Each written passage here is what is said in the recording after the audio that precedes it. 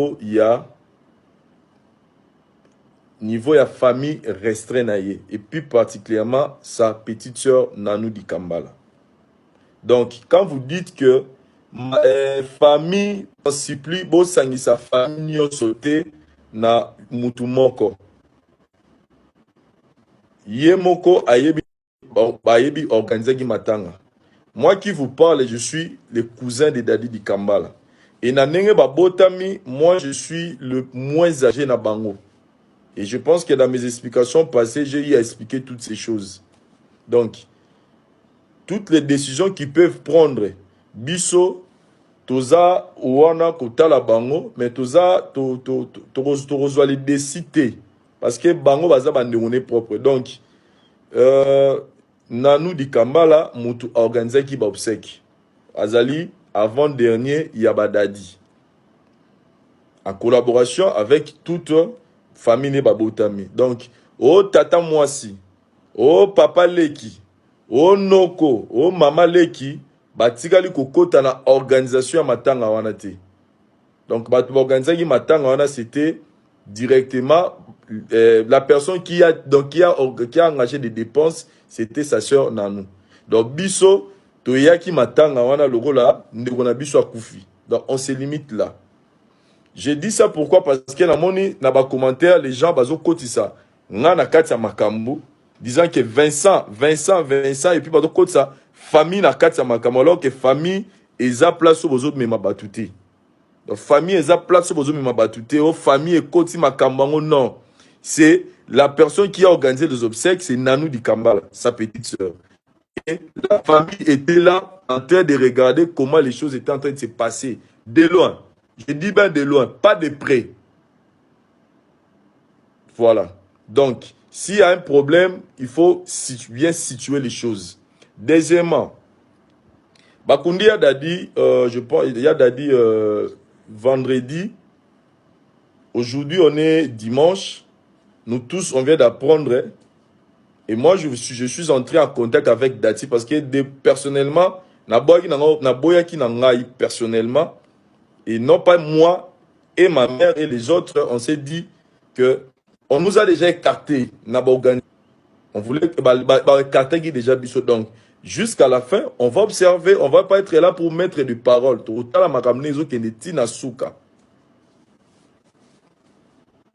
Et Basali va réunion à Bango. Ce n'est qu'aujourd'hui, moi je viens de parler avec Dati pour qu'elle m'explique comment les choses se sont passées. La famille, je peux dire la famille biologique de Dadi, ont décidé, selon Dati, n'a expliqué, n'a pas sali réunion, bah l'obit fouté là. Bah il dit que non, il faut pas Panzana, Gisèle faut quitter Ndakouana, Bango Badie, Gisèle a récupéré garantie à Ndakou parce que mouta fouta son Ndakou azate. Il y a Dadi à sa koufi, on a selon Dati, je n'étais pas présent. Donc on a beau qu'il n'a aucun pour ne pas, tamsou no yora kanda no yoro maramsu et ça bien té. Donc, selon famille, Gisèle, il faut abimananda kouana pour récupérer garantie. Parce que la personne qui paye la maison a couffi déjà. Comme ça, bon, on récupère la garantie. Il y a un te permettre à survivre na bana. Donc, au moment où je vous parle, Gisèle a bimi, nanda kouana pose une garantie. Et Dati, azana, Dati paye. Ils ont côté ya maman na bango et voilà un peu donc ngai lo kana ngina isenga kana batu beaucoup tsanga na makambo te de lo na sengika na batu yango wana de loin ou de près je ne fais pas partie de tout ce qui se passe na makambo oyezo le kananda ko ya Dadi de loin ou de près je ne fais pas partie ya makambo oyezo le kawana je suis d'abord contre toutes ces choses qui se passent là-bas je dois être sincère. Je suis contre les 15 000 maman langa, c'est lui qui a géré cet argent.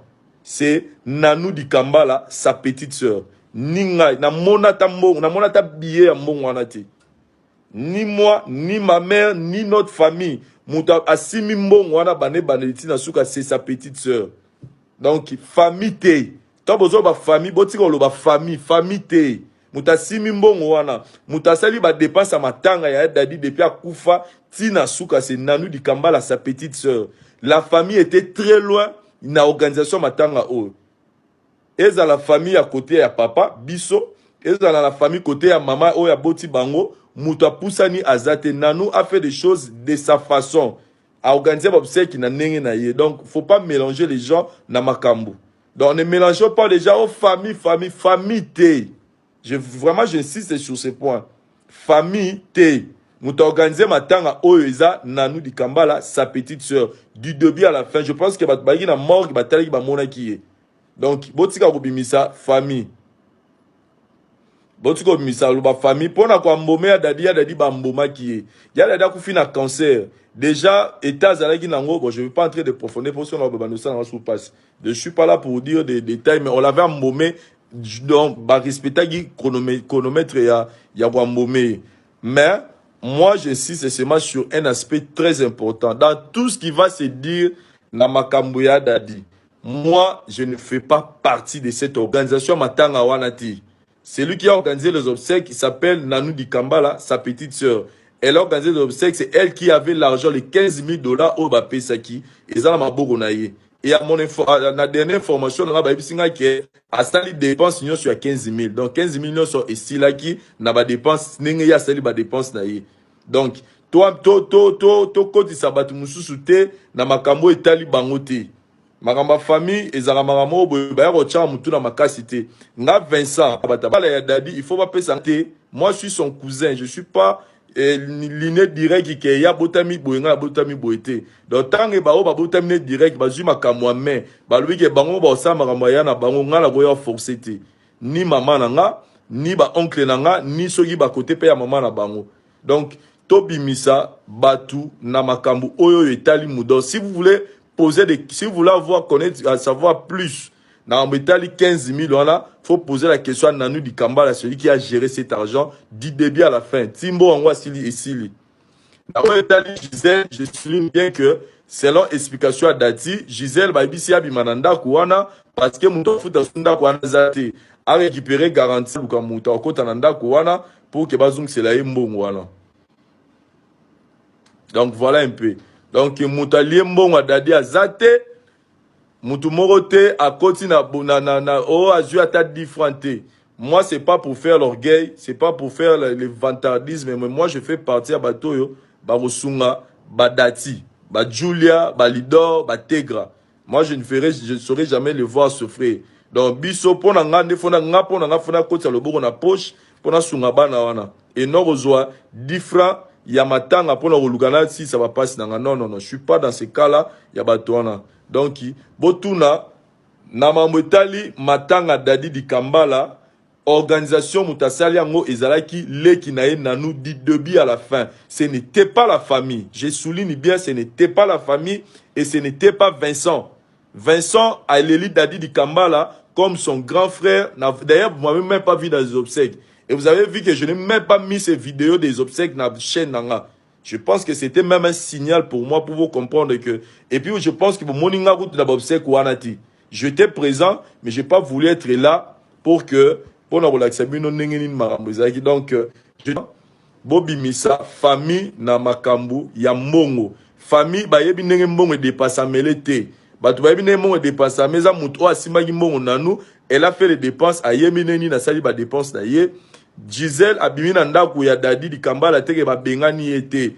Selon réunion ba sali na famille, moi je n'étais pas présent, Dati m'a expliqué ba sali réunion na famille, ba lobi que muta ofuta ndaku wana sakufi abimana ndaku comme ça mbongo ya garantie et bima pour permettre par des pères que mbongo wana ici la pour azasu na mbongo ofuta ndaku te. Donc voilà un peu la situation n'est ezali o ba bengani Gisèle non ba bengani so vite ba bengani c'est un peu trop dur donc abimi na ndako pour nous permettre ba bayer bazwan ba récupérer ndako pour azung c'est bon wana explication ya Dati. Donc voilà un peu o etikali et kotikali ma nzambe likolo biso na se nous on continue à vivre. Moi je fais ma vie on continue à vivre tout ça là. Maman Liv Lembe, je voulais préciser une chose. Je l'ai toujours dit dans mes émissions. Maman Liv Lembe a toujours soutenu Vinae. Maman Liv était présente. Mais tant que Maman Liv ayaki kota la famille ya Dadi di Kambala ayaki même albaki boy. Maman Denise a sungi biso poto kunda dadi avec 15 000 dollars. Et ye ayaki na biloko ya kolia mpona kosunga bato pendant temps nyonso bavandi ya matanga soki 3 semaines mpo bazanga biloko ya kolia te. Maman Olive apesa 25 000 dollars te. Maman Olive apesa 40 000 dollars te ne bato balobaka non. Le seul argent oyo ekota mpona kosala bobseki ya dadi likamba ezali bongo les 15 000 dollars oyo Maman Denise apesa. Et les 15 000 là, c'était géré par Nanou. C'était pas qu'il y avait des gens qui wana bazo surveiller. Asali makamnae na ndenge na do botika ko fingi sa famille. Botika ko finga famille. Famille abadadi miyibi. Famille abadadi bandoki. Mema pona ngai.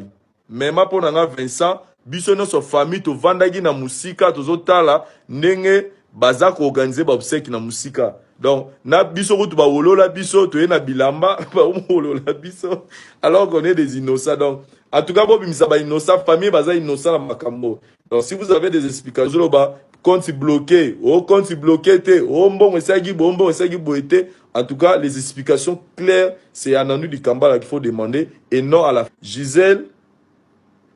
Alors, d'ailleurs, bimela bato ba lembongo, ba o ba géraki mbongo biso te papa. D'ailleurs, bimela bato yo ba géraki mbongo. Bato ba géré na bango mbongo te, ba yebi na bango ne dépense salamité. Ba yebi nenge nini makambo, nenge ba futaki ba cercueil, nenge ba saki ba fin, ba kino zo ba catafalque, nenge ba sombaki ba nenge ba saki ba mabulu makambo tout wana. Dadi soka bimela bato na ba repese be explication. Donc biso famille to yebi na biso loko te. Donc, je parle de moi y compris. Moi, je n'étais pas dans l'organisation parce que j'étais devenu... Bref, Vincent ne faisait pas partie de l'organisation de obsèques. Donc, surtout, il y a Bisso Congo, donc, il y a Bikaka. Donc, Babimisara Moutou Boete, ceux Babengiote, Babimisara Moutoute. Donc, Bolimbi, c'est la bande de nyonso ba mona que Vincent n'est présent. Il fallait Vincent à l'impliquer. J'avais cette envie-là. J'étais dévoué à apporter coup de pouce pour que Bobse Kwanez à la nenge. Tout le monde a ba Pululu, tout le monde a ba Mindondo, nenge tout le monde a ba Mundweri. J'avais cette envie-là, mais quand on ne veut pas, comment on va forcer? On va pas forcer les gens. Donc, Nanou Dikamba, là, c'est sa petite soeur propre, l'avant-dernier. Donc voilà un peu, c'est elle qui gérait l'argent, c'est elle qui a géré les dépenses du début à la fin. Donc si vous avez des questions, il faut la poser, pas poser à Vincent. Ne traitez pas Vincent Mouibi, ne traitez pas la famille Mouibi, ne traitez pas ma famille Bandoki, alors qu'il y a quelqu'un, oyoyo, à Zosalango. Donc voilà un peu ce que je voulais apporter. Gisèle a Bengani Gisèle était, mais ici Gisèle, selon Dengue Dati a expliqué là. Bah ici Gisèle juste kakaké a dégagé pour que Mndaku wana comme il y a des diazas sous-soutés à récupérer garantie wana de permettre bango ba yeba nini ba koyeba ko voilà un peu. Pour le reste en tout cas poser des questions à Nandu Dikala, elle est mieux placée pour vous expliquer. Vincent elle est 10 minutes alors qu'elle a tout bouffé sa sœur bien. Na yebi na ngate neni basai ba dépense na yebe l'autre côté. Donc, on a yébité pour notre cas, on a tapé moi on a te yebi nangate.